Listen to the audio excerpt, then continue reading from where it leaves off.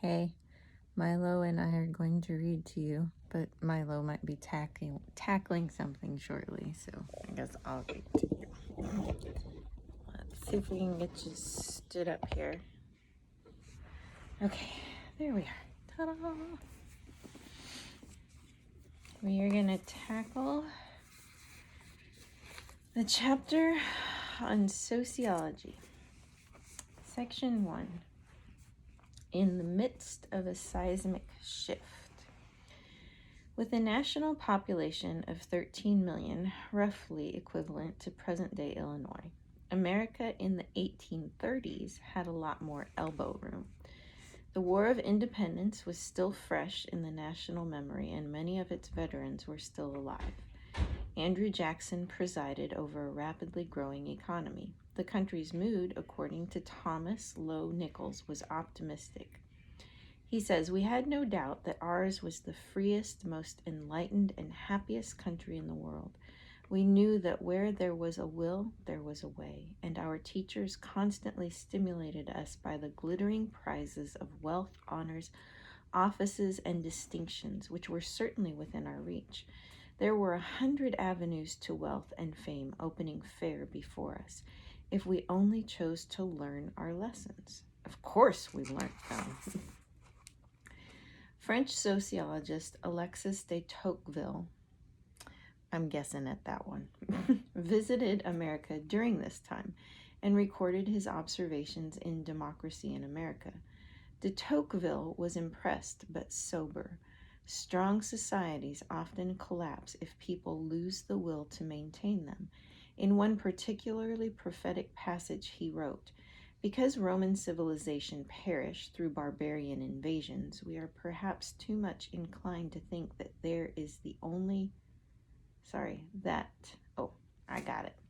We are perhaps too much inclined to think that that is the only way a civilization can die. If the lights that guide us ever go out, they will fade little by little, as if of their own accord. We therefore should not console ourselves by thinking that the barbarians are still a long way off. Some peoples may let the torch be snatched from their hands, but others stamp it out themselves." For de Tocqueville, the choice was to earn the honor of future generations by standing for truth and justice, or to let history record that you lived in the greatest of times and did nothing to preserve them. Within 3 decades, de Tocqueville's prophecy began coming true. America's work ethic led to an industrial boom that in turn reshaped society and brought to a fever pitch the tensions between the industrialized North and agrarian South. The Union was preserved and slavery abolished, and industrialization resumed at a frenzied pace with prosperity, convenience, and technological breakthroughs. But along with these benefits came child labor, pollution, and unrest, just like England 50 years prior. The Industrial Revolution reshaped society and set America on a path from which, for better or worse, it could never return. How do we understand and live in a world unlike anything humankind has experienced before? Max Weber, based on his study of the Protestant tradition, thought industrialization could be rationally organized and guided. Emil Durkheim, the first person to call himself a sociologist, bemoaned the effect it had on individuals who both unleashed it and were swept along by it. But it was Karl Marx's views of the Industrial Revolution, that it was a sinister way for industrialists to enrich themselves at the expense of workers, that had an earth-shaping impact. These 3 individuals, Marx, Weber, and Durkheim, by analyzing and proposing solutions for the rapid changes in society that industrialization brought about, ended up forming a brand new and very influential academic discipline called sociology. Socios is the Greek word from which we get our word society. Whereas the psychologist studies the individual and how he or she relates to others, the sociologist studies the interactions of individuals and society. The situation today makes this kind of study hugely important. James Dobson and Gary Bauer argued in their book Children at Risk, nothing short of a great civil war of values rages today throughout North America. Two sides with vastly differing and incompatible worldviews are locked in a bitter conflict that permeates every level of society. The structure, stability, and belief system of America are rapidly shifting, especially among the young. The percentage of students identifying themselves as liberals has reached a 40-year high. 2 out of 3 support same-sex marriage, and only 1 in 4 support military spending. The millennials, those born between 1980 and 2001, have the lowest level of church attendance of any generation in American history. Among those who do attend church in high school, only 30% maintain a similar level of commitment in their 20s. 1 out of 3 young people lives in a home where no biological father is present. Stable families make a stable society, but instability is now the norm. 1 out of 4 adolescents in the United States is currently at serious risk of not achieving a productive adulthood, holding down a job, creating a stable family, and making a positive contribution to the community. Only 1 in 20 families engages in any spiritual training outside of church. Societal change has the greatest effect on the most ideologically vulnerable, the young. Sociologist Christian Smith says today's young adults are more complex, disjointed, confused, and unstable compared to the same ages in previous generations. This should concern us all. Young adults may only be 15% of the population, but they are 100% of the future. If we are to love God with all our minds, we must gain a clear-eyed understanding of the times. This will involve the careful study of society. Section 2. Beginning with the work of Marx, Weber, and Durkheim, and continuing through scholars like Charles Horton, Cooley, Irving Goffman, Talcott Parsons, and George Herbert Mead, the field of sociology has had to fight for academic respect.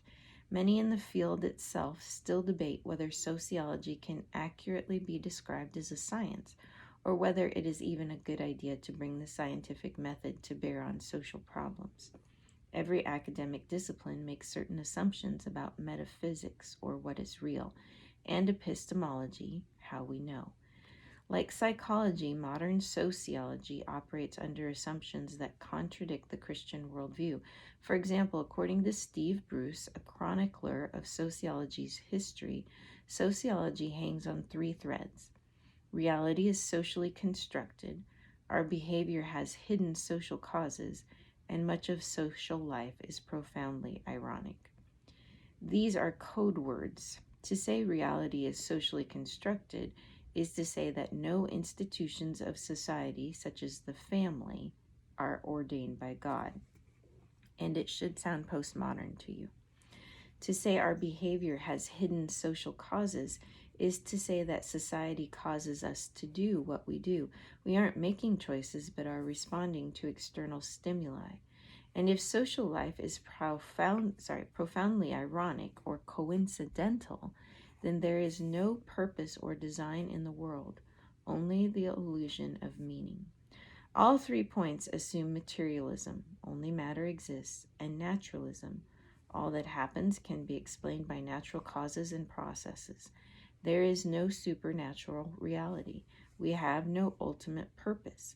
This leads to a conflict for the Christian scholar. If sociology is truly built on these 3 anti-Christian assumptions, then Christian sociology is an oxymoron, like untrue truth or married bachelor, which cannot exist without an unreasonable distortion of the terms employed. And yet many sociologists have strong religious, even Christian convictions. Patiram Sorokin, founder of the Harvard Sociology Department and an ardent foe of communism, was an Orthodox Christian. Some highly regarded sociologists of our day, Peter Berger, namely, as well as James Davidson Hunter and Christian Smith, claim a Christian faith. How do we explain this?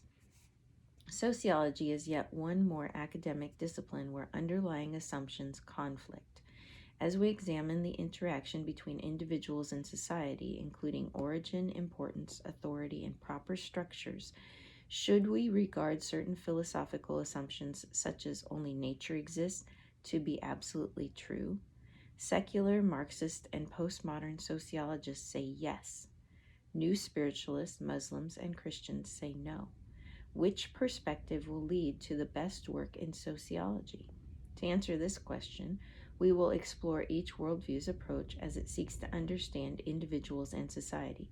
We will focus mostly on family, marriage, and child rearing, since political, legal, and economic structures will be considered in later chapters. Oh boy. All right, secularism. Perhaps, Victor thinks, a hike in the mountains will help. He hopes to relieve his heavy agony brought on by the destruction wrought by Victor's own creation, but he is sadly mistaken. There, on the icy slopes, Dr. Victor Frankenstein comes face to face with the superhuman monster he brought to life, and which has in turn killed those dearest to him. Victor's revulsion is complete. "Abhorred monster," he cries out, "fiend that thou art, the tortures of hell are too mild a vengeance for thy crimes." Frankenstein's monster will have none of it. "I was benevolent and good. Misery made me a fiend. Make me happy, and again I shall be virtuous." Mary Shelley's story helps us understand the starting point of secular sociology. Individual selves who are free to do what makes them happy. This is called personal autonomy. Unfortunately, to secular sociologists, society conspires against our yearning to be free to do what we want, and this hurts both individuals and society. Essentially, man is internally motivated toward positive personal and social ends, say Robert Tannenbaum and Sheldon A. Davis.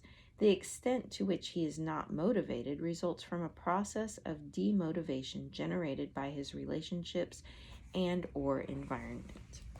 According to the secular sociologists, society constrains us, and society must set us free. When secular sociologists think of societal constraints against personal autonomy, and remember, personal autonomy could be, you could say personal happiness, or you're free to do what makes you happy, their thoughts almost always turn to the political realm. Those who enroll in sociology classes are often caught off guard by their professors' advocacy of society-wide and specifically governmental solutions to human problems. The nature of the discipline is, says Patricia Hill Collins, highly political. It is common to see science deployed as a veneer to give credibility to the preordained politically correct solutions at which sociologists aim. As secular humanist historian Vern Bulloff admitted in reference to sexual politics, politics and science go hand in hand. In the end, it is gay activism which determines what researchers say about gay people. Secularists often use sociology as a forward operating base from which they can take political ground and simultaneously sally forth against ideas they find distasteful. According to Christian Smith, sociology was conceived with two goals: to do away with religious influence and to advance progressivism. Referring to two of its founders, Auguste Comte and Herbert Spencer, Smith says both provided what proved to be key intellectual tools utilized by rising academic elites seeking to displace religious authority in order to make room for themselves as new secular cultural authorities. Secular assumptions provide the positive knowledge for a secular basis of a new and progressive social order. While Smith indicts sociology as being inherently anti-religious, others like Christopher Dawson say that the dismissal of religious concerns was inevitable based on the way the specialized disciplines are organized. But in sociology's case, this is too charitable. If Smith is correct, sociology is a pillow carefully embroidered to suffocate religious impulses while they doze. According to Hunter Baker, secularists view religion as properly irrelevant to public life.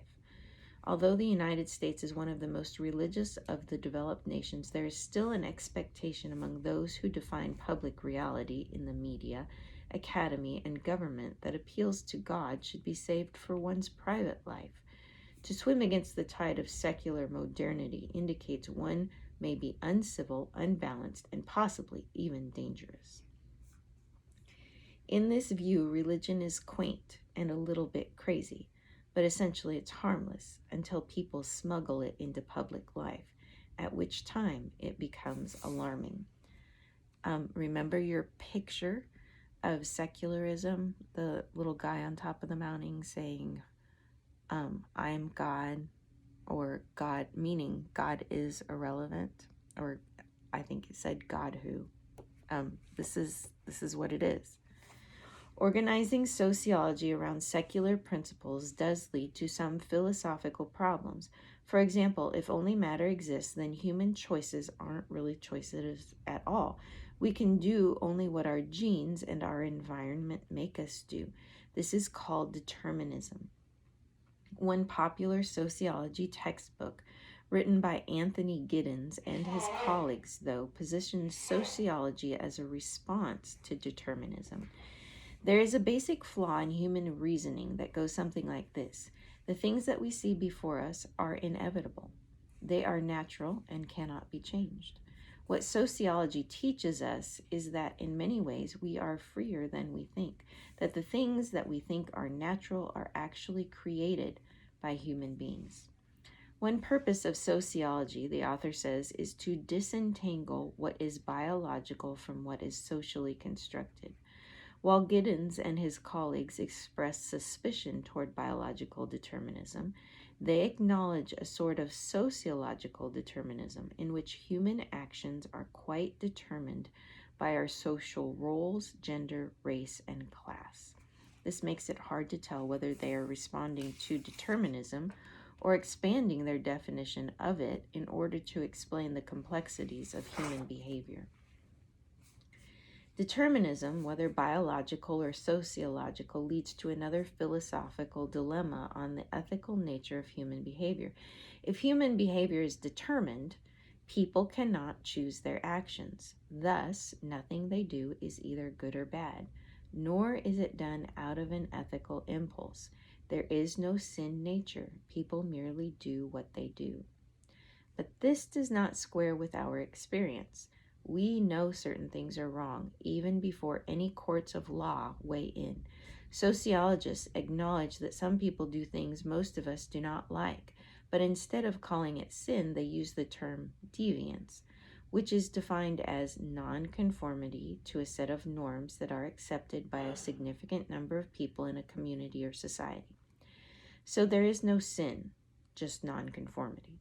And yet, sociologists constantly express concern about things in society they don't like, such as inequality between the sexes and races. On what basis would they say these things are wrong? Telling a society to stop providing unequal access to societal rewards is to tell them to do something sociology declares impossible, to right a wrong by making an actual conscious free choice. In a purely materialistic and naturalistic world, people could no more choose to stand against inequality than they could choose to run as fast as cheetahs or breathe through gill slits. They just don't have the equipment, and that's all there is to it. How, one might ask, can society be made up of sinless people and yet be filled with so much sin? The sociologist's response is to say that once formed, society takes on a life of its own, and then forces us into living in certain ways that hurt us. Psychologist Erich Fromm spoke of the social process which creates man, and said, just as primitive man was helpless before natural forces, modern man is helpless before the social and economic forces created by himself. Sane people create society, which goes insane and then drives everybody crazy. What kinds of bad structures do good people create? secular sociologists point mostly to government and religion. With good intentions, people invent rules they cannot live by, which in turn suffocate their freedom to grow as they naturally would. Waldecat's Fishman and George Benello declare that secular sociology seeks the concrete betterment of humankind and is opposed to theories that seek either to glorify the status quo or to march human being lockstep into history in the interests of a vision imposed from above. Religious institutions are the enemy. Where have you heard this before? In the secular approach to every discipline we have examined so far, of course. If secularists say society tries to line up with the expectations of a non-existent deity, then it will eventually disappoint everyone. Deluded people driving a vehicle of fantasy will never arrive at the destination of reality. This is a charge Christians and others might lay against secularism as well, but we'll get to that soon enough. Secular sociologists are particularly critical of the biblical view of the family. Marriage, they say, is exhibit number 1 of Christianity's failure to provide for human potential and growth. To Lawrence Kassler, a psychology professor whose academic study included observing and interviewing nudists, marriage and family life haven't been largely responsible for today's prevailing neurotic climate. Sorry, I read that wrong. To Lawrence Kassler, let's go back. A psychology professor whose academic study included observing and interviewing nudists, says marriage and family life have been largely responsible for today's prevailing neurotic climate with its pervasive insecurity, and it is precisely this climate that makes so difficult the acceptance of a different, healthier way of life. The idea of a man and a woman faithful to each other for life isn't all it is cracked up to be. Secularists hold women trade freedom for security, and what they get is slavery. As Syracuse sexologist Saul Gordon maintained, the traditional family, with all its supposed attributes, enslaved woman. It reduced her to a breeder and caretaker of children, a servant to her spouse, a cleaning lady, and at times a victim of the labor market as well. Secular sociologists have suggested numerous alternative lifestyles to replace the traditional family. Robert N. Whitehurst, the late professor of sociology at the University of Windsor in Ontario, Canada, advocates open marriage. In other words, open to adultery. Open marriage, triads, cooperatives, collectives, urban communes, extended intimates, swinging and group marriage, and part-time marriage. In a new bill of sexual rights and responsibilities, sex educator Lester Kirkendall advocated all of the above, but also included something in his list called genital associations, though no one is quite sure what this means. Most people get suspicious at this point. It's one thing to tolerate aberrant sexuality, but quite another to make it appear to be normal or even good. In making the case for normalizing what used to be seen as deviant, secular sociology has been considerably helped by popular culture presentations of likable characters who embrace alternative lifestyles. For example, the Gay and Lesbian Alliance Against Defamation, or GLAAD, offers a series of awards to TV shows that, in part, impact society in a significant way.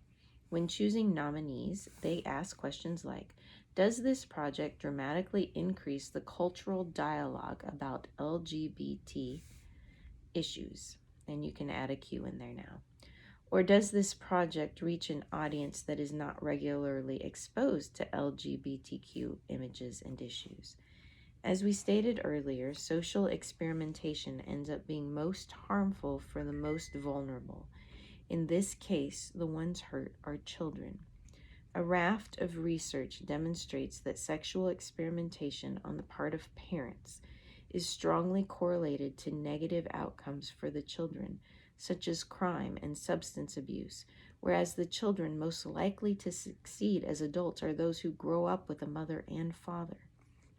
In spite of this, Castler envisioned a society where children will be better off because everyone in the family will be free from the norms that make some people unhappy.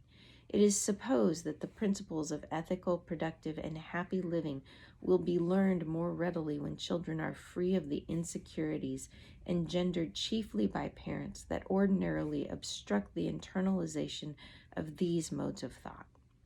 Castler may truly believe this, but it's not because of evidence. When confronted with overwhelming documentation to the contrary, secular sociologists become defensive. Advocating for traditional families is, in effect, a condemnation of all other families, which is harmful to children who live in those families. This is an odd way of arguing. Would these professors tell their students not to pay attention in class because serious study is, in effect, a condemnation of a less studious student? We doubt it. They instead would encourage less studious students to study. So why don't these same scholars encourage people to enter traditional marriages, maintain them, and raise good kids? As John Stonestreet points out, every worldview is willing to sacrifice something on the altar of its convictions. If we are primarily animals, and if the sexual impulse is the strongest impulse we have, then secularism is willing to sacrifice everything on the altar of sexual freedom. Innocence, the safety of children, protection of the unborn human, indeed what it means to be human altogether. For secularists, tradition is pathological. To return to the way society used to be makes things worse, not better. Give us power to reorient society according to our ideology, secularists say, and we'll fix things right up.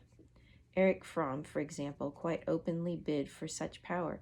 He defined the sane society as that which corresponds to the needs of man, not necessarily to what he feels to be his needs, because even the most pathological aims can be felt subjectively as that which the person wants most, but to what his needs are objectively as they can be ascertained by the study of man. We might be forgiven for reading this statement as, we, the experts, will tell you what you need. If based on materialism and naturalism, secular sociologists were to do the telling, would things get better or worse? Secular sociologists think they'd be better, and so they press ahead in that assumption.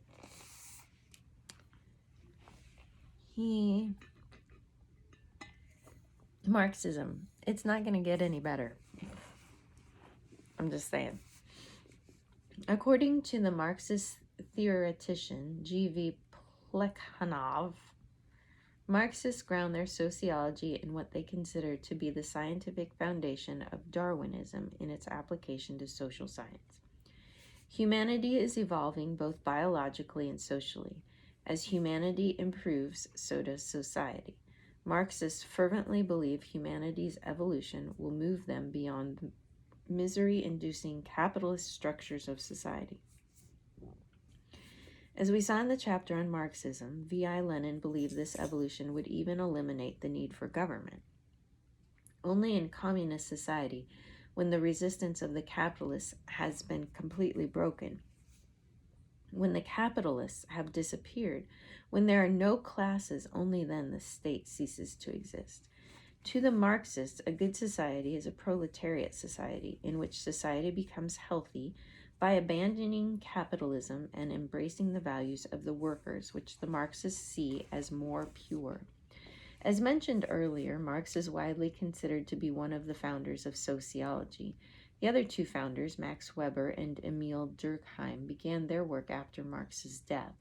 Marx would probably have been suspicious of Weber and Durkheim because they seemed to focus on making the best of industrialism's negative side effects. Marx didn't want to improve present conditions within the existing framework. He wanted instead to overthrow the framework. As you recall from our summary of the worldview, Marxists believe that economic realities are at the root of everything. A time of economic revolution is inevitable, Marx believed, and this transforms everything else. At a certain stage of society, the material productive forces of society come into conflict with the existing relations of production. From forms of development of the productive forces, these relations turn into their fetters, its chains. Then begins an era of social revolution. The changes in the economic foundation lead sooner or later to the transformation of the whole immense superstructure. In spite of some Marxist suspicions of secular sociology, Marx did believe, as secularists do, that human beings are nothing more than what their societies make them. The mode of production of material life conditions the general process of social, political, and intellectual life. It is not the consciousness of men that determines their existence, but their social existence that determines their consciousness. Our material conditions, not our aspirations, will determine what we become. Marxists see religion as a stumbling block hampering the development of the classless society. In the quest for this utopian existence, the church makes things worse, not better. Clemens Dutt summarizes the Marxist view.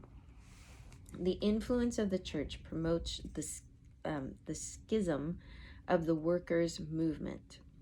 Reactionary churchmen everywhere try to isolate religious workers from their class brothers by attracting them into separate organizations of a clerical nature, and thus diverting them from the struggle against capitalism.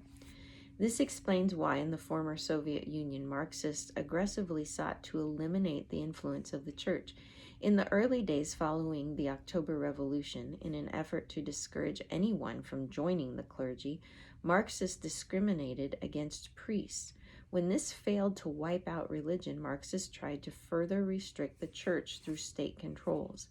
On April 8, 1929, for example, the USSR enacted a law forbidding religious organizations from carrying out charitable activities.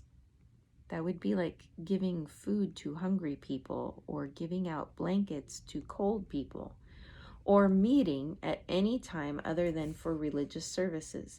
In effect, Marxist sociologists declared war against the church, a conflict that continues to the present day wherever communists are in power.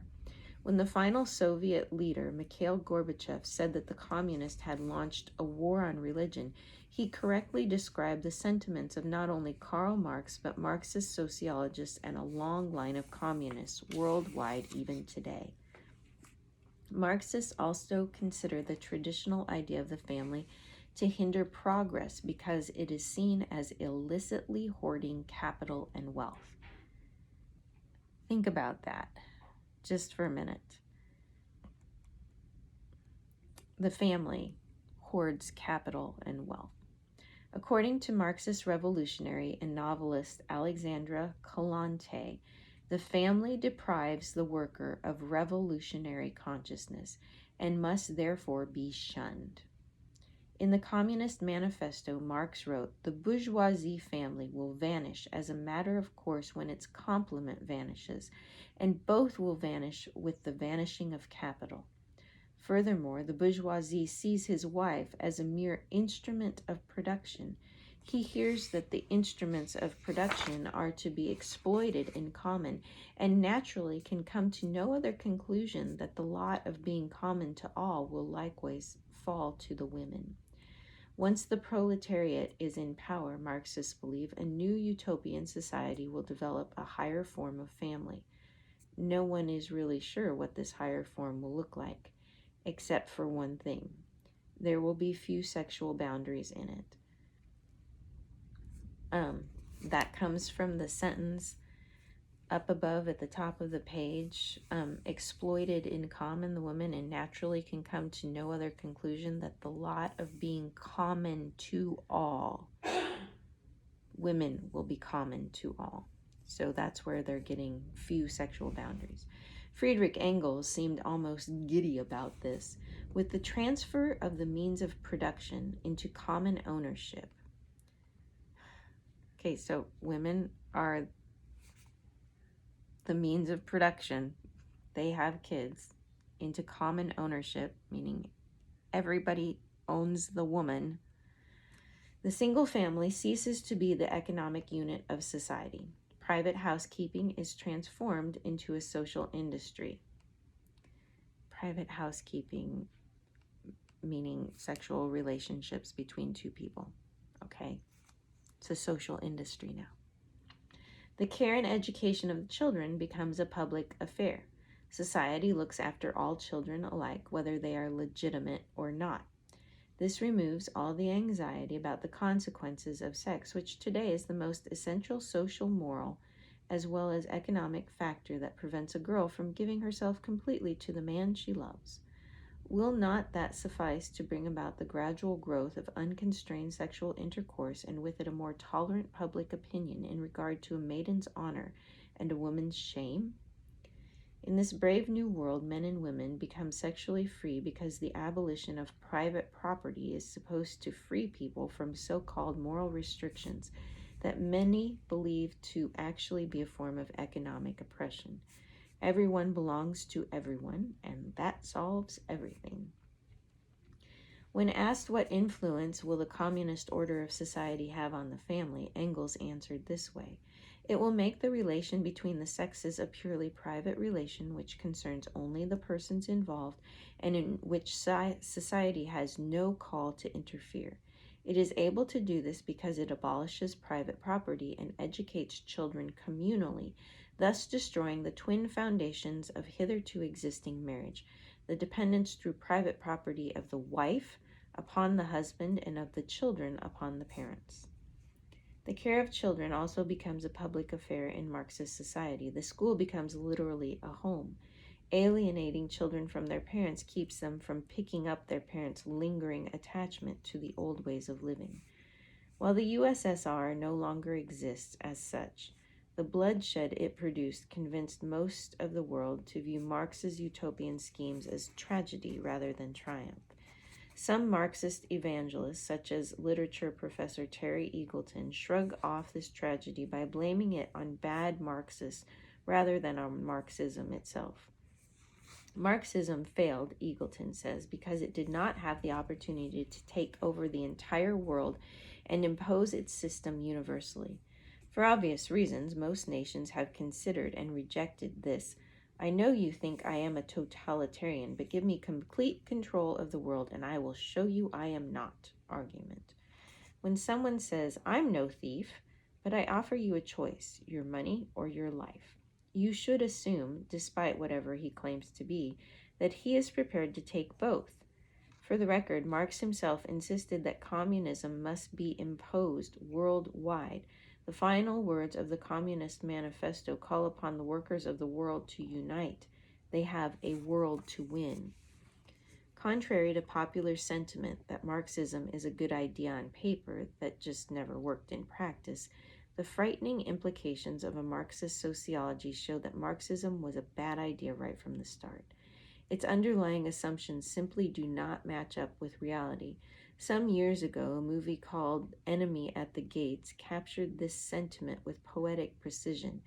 As the ace Russian sniper Vasily waits patiently for his target, his friend Danilov says this: "I've been such a fool, Vasily. Man will always be man. There is no man.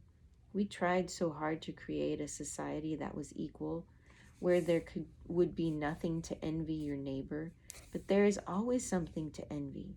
A smile, a friendship, something you don't have and want to appropriate. In this world, even a Soviet one, there will always be rich and poor, rich in gifts, poor in gifts, rich in love, poor in love." Overlooking this simple truth, Marxism pushed the domino of envy, setting in motion a cascade of consequences affecting billions of people to this day. Short of a miraculous change of heart and mind at the societal level, the suffering is almost sure to continue. And we'll stop there.